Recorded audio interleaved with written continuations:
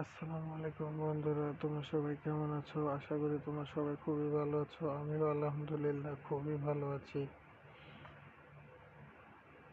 তো গত 2 দিন আগে আমি গিয়েছিলাম খুলনাতে। তোমরা দেখতেই পাচ্ছ, এক্সপ্রেসওয়ে দিয়ে গিয়েছিলাম। রাতের এক্সপ্রেসওয়েটাকে কত সুন্দর লাগে।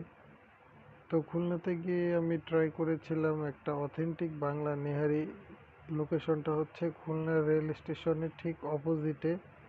খুব ভালো মানের একটা নেহারি। তো আমি খেতে গিয়েছিলাম রাত্র 12টার দিকে। তো তেমন কিছু হোটেলে খাবার ছিল না।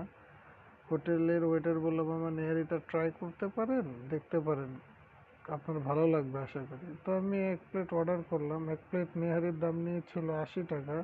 তোমরা দেখতে পাচ্ছ নেহারিটার উপরে কাঁচামরিচ, ধনিয়া পাতা এবং আদা দিয়ে গার্নিশ করে দিয়েছে। নেহারিটা খেতে খুবই সুস্বাদু ছিল এবং খুবই মজাদার ছিল। আমি প্রথমে ছিঁড়ার ট্রাই করছিলাম, কিন্তু ছিঁড়তে পারছিলাম না, কারণ গরুর পায়ের যে একটা চামড়া থাকে না, সেটা রেখে দেওয়া হয়েছিল।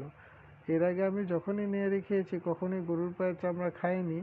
ওইটা সবসময় আমাদের এখানে কেটে ফেলে দেওয়া হয়, বাট খুলনাতে মনে হয় এটা খাওয়া হয়। তো আমি একটা বাইট দিলাম, দেখলাম খুবই মজা লাগলো। ও, নেহারিটা প্রচণ্ড রকমের ঝাল ছিল। ঝাল থাকার কারণে আমার টেস্ট বাড়তের সাথে খুবই যাচ্ছিল। স্বাদ, স্পাইসগুলো আমার মুখে একদম হিট করছিল। তো দুটো তন্দুর লুচি নিয়েছিলাম। দুটো তন্দুর লুচির দাম ছিল 20 টাকা।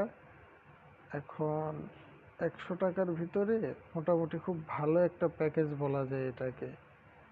ওয়েটারের ব্যবহার খুবই ভালো ছিল এবং আমাকে একটা পরবর্তীতে আরেকটা তন্দুর রুটি এনে দিয়ে গেল, বললো মামা এটার একটা ভিডিও করেন। তোমরা দেখতেই পাচ্ছ আমি এটার ভিডিও করেছিলাম। কি সুন্দর ধোঁয়া উঠছে, একদম স্মোকি একটা ফ্লেভারের তন্দুর রুটি ছিল। তো এটা নেহারিটা দিয়ে খেতে একদম জমে গিয়েছিল শীতের রাতে। তো তোমরা যখনই খুলনা রেল স্টেশনের সামনে যাবে এই নেহারিটা ট্রাই করবে, খুবই ভালো লাগবে তোমাদের আশা করি। এবং আমার চ্যানেলটিকে সবাই সাবস্ক্রাইব করে দিও। যারা ফেসবুক থেকে দেখছো সবাই পেজটাতে লাইক করে দিও। তো আজকের মতো আমি বিদায় নিলাম। আসসালামু আলাইকুম, সবাই খুবই ভালো থেকো। আল্লাহ হাফেজ।